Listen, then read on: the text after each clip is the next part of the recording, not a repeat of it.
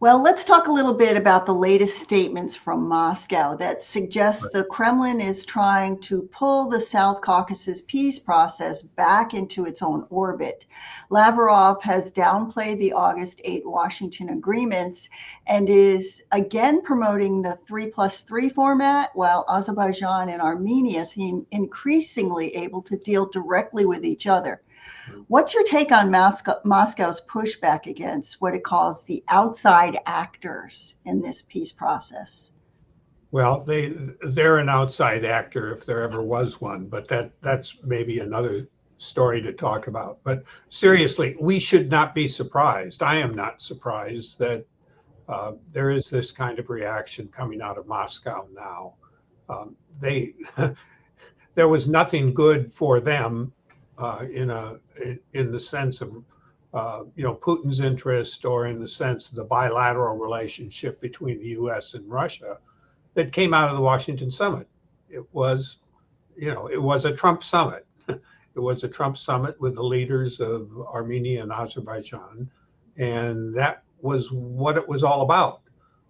And the way it's been portrayed in the press and by statements both from Pashanyan and Aliyev is that there's a new partnership on the horizon for both countries with the United States, and that must get under the skin of the leadership in Moscow, because that's a position that they have always claimed for themselves.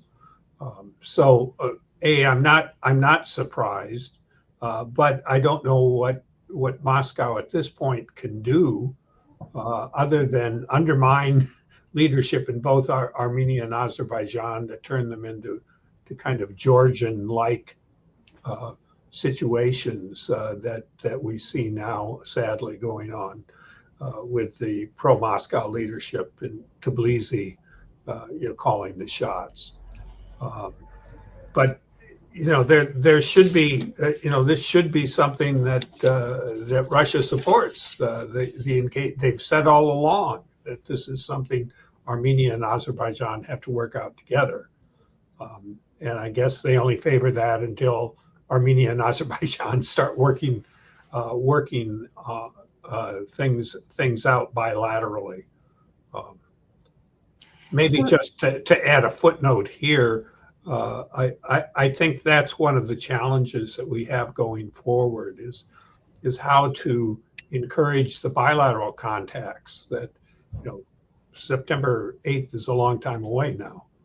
And there has to be some action, that goes beyond, contacts that, in China between the two leaders. Always good, but it's like a bicycle. It really has to keep, we have to keep pedaling to keep the bicycle going. And that's the bicycle to peace is going to require that kind of pedaling from both Baku and Yerevan. So, and you mean August 8th? That's a long time ago. August 8th, excuse me. Right. So you talked a little bit about Georgia, and Georgia never joined the 3+3 because a part of its territory, as you said, is occupied by Russia. With this more pro-Russian government now in Tbilisi, do you think Georgia's position could change on the 3+3? That's an interesting question that I hadn't really thought about. It's, it could. It could. I always thought the 3+3 was a flawed process at the beginning because it brought the Iranians in a way that is not helpful. I don't believe. But you've got other interests at play, including Turkey's that are a factor here. But I don't know what the 3+3 can accomplish at this stage that hasn't already taken place. We have an initial draft agreement that now needs certain steps, and everyone recognizes that if there is to be a constitutional change in Armenia that meets Azerbaijan's desires, demands, it's going to be a year until after the Armenian elections next year. Uh, that, you know, that slows everything down. I'm sure you've seen the column written in the Council of Europe newsletter by Jim O'Brien, the former U.S. Assistant Secretary of State, who worked pretty diligently with President Biden's team to foster peace in this region. He writes that the August 8 agreement puts the U.S. at the center, but excludes Russia, Iran, Turkey. Do you agree with his assessment? Well, yes, I do. And full disclosure, I worked with Jim when I was U.S. ambassador in Bosnia, and he was Madeleine Albright's key advisor on the Dayton peace process implementation. So when Jim writes about what it takes to make a peace agreement operational, real, you have to pay attention to what he says. And I think that by and large, obviously he has a preference for the Biden approach as opposed to the Trump approach. But by and large, I think he is realistically pointed to some serious issues. Let's set aside Russia and Iran for the moment. What role will Turkey play? There's such a key element, and I hope the meetings that have just taken place between Turkey and Armenia can go further ahead. But a key element in whether it's making the trip pathway work or actually getting to the point of signing a peace agreement between Armenia and Azerbaijan, normalized relations between Armenia and Turkey are absolutely critical. So I think he really hit the nail on the head there. I'm not so sure about the European role. He makes a good argument that from a funding point of view, that the Europeans are probably in a better position to do things, including funding this I don't want to call it a corridor, this link through Armenia, between the two parts of Azerbaijan, and to provide support for Armenia. I'm just not sure the Europeans are up to it. As long as the French-Azerbaijani relationship is as bad as it is, and I just, I don't see the Europeans in a position in the short run to do anything that can help advance this. He is right about, the U.S. now owns this, having organized the summit and taken such credit for everything that's been associated with it. We need to see some real action from the U.S. side. Now, we just had the visit to Baku and Yerevan by Brendan Hanrahan, who's the he's playing the role that Jim O'Brien did during the Biden administration. Jim was an assistant secretary for European affairs. Now Brendan is called the director for European and Eurasian affairs.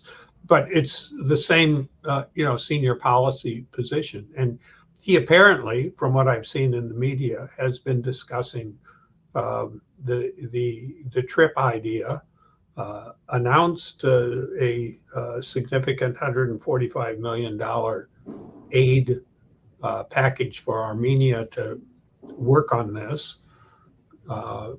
But it's a little slow off the mark, I think, for the U.S. Great visit, glad he made it, but back to the bicycle analogy, you got to get a lot of other things going as well that address other issues related to the normalization, the peace process between Armenia and Azerbaijan. So when he talked about the August 8th summit, he said that President Aliyev left Washington with stronger U.S. ties and investment promises, while Prime Minister Pashanyan left with far less. In response, though, Pashanyan said, today Armenia is in the least vulnerable state of its modern independent history. We've never been less vulnerable since 1991, adding that Armenia was most vulnerable under the previous US administration. Do you think his assessment is accurate? Well, yeah, it's kind of interesting because, Aliyev is very critical of the relationship between the previous administration in Washington and Azerbaijan. So, there seems to be at least one area of agreement between the two leaders. I don't know, the fact that the summit took place at all and that Trump was the one who organized it. I think that strengthens both Azerbaijan and Armenia's position to have the United States more engaged and to be engaged at the highest level. One of the points that Jim made in his article was that the Biden administration was holding off any engagement of the president in the peace process until there were concrete steps taken on both sides. And I think his criticism of what Trump has done is that the kinds of areas where Biden would have wanted some progress from the Azerbaijani side were not part of the agreement that Trump made. And therefore, Azerbaijan got away with, coming out of the meeting more, with more benefits than Armenia did. And Armenia had to, in essence, recognize before the agreement was signed that some kind of, viable transportation connection between the two parts of Azerbaijan involving Armenia would have to take place. And I'm sure that didn't make his critics in Yerevan very happy to see that, in a sense, given up as at this stage. So I kind of see where Jim's coming from on that. I guess the removal of the hold on assistance to Azerbaijan, the waiver, not the elimination of 907, but the waiver of 907, the elimination of the Minsk group. Those are things that Azerbaijan had been demanding from the beginning. And then, the transportation link between the two parts of Azerbaijan. I mean, those are significant wins for Aliyev. But the fact that what the Biden administration emphasized, which were more human rights and political prisoners, in lieu of that, the Trump administration focused more on deals and naming corridors. But in your view, does setting aside these more internal issues, these human rights issues, make peace more realistic or less realistic? Well, it's bad for everyone. Let me put it that way. It's bad for the people who were illegally arrested. It's bad for the principles that the U.S. has stood for across the partisan divide, of human rights and freedom of expression. But look, Trump does not have those as priorities in any of the bilateral relationships that I've seen, at least, that he's trying to establish around the world. I think that where to watch will be on the business side. Mm-hmm. Are there going to be new economic opportunities for Azerbaijan, for Armenia? Will there be American companies who are going to step in to the trip, basically to operate this transportation corridor? That's where the focus will be from the Trump administration, and sadly, it just will. I won't say it will encourage, but it certainly will not pose any objections to continuation of the human rights abuses that we've seen. So finally, let's talk a little bit about, you've mentioned it earlier, about Armenia having to change its constitution before the final deal. O'Brien says this could weaken Pashanyan and open the door to more Russian meddling in Armenia. Do you see that risk? Well, I think the door was already open to Russian meddling.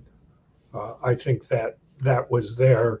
Remember, Armenia didn't start this more independent stance at the summit in August. Sorry, the August summit. They had been moving away from Russia, for months before that. So it was it was underway already, and we were seeing signs of opposition to Pashanyan, taking this more independent stance, both from internal opposition, the church. There have been disputes internally in Armenia in that regard, and then the Russians had been, making quite clear their unhappiness with where Pashanyan was going, both more privately, I think, than publicly. But the summit, I think, just intensified, I guess, the interest of Russia to do more to undermine Pashanyan. And if we're looking at this delay before you can even address the issue, my goodness, anything can happen, and it will be, I suspect, and I think Jim mentioned this in his piece. This will be an issue in the election coming up. If not the most important, certainly one of the most contentious issues in Armenian politics.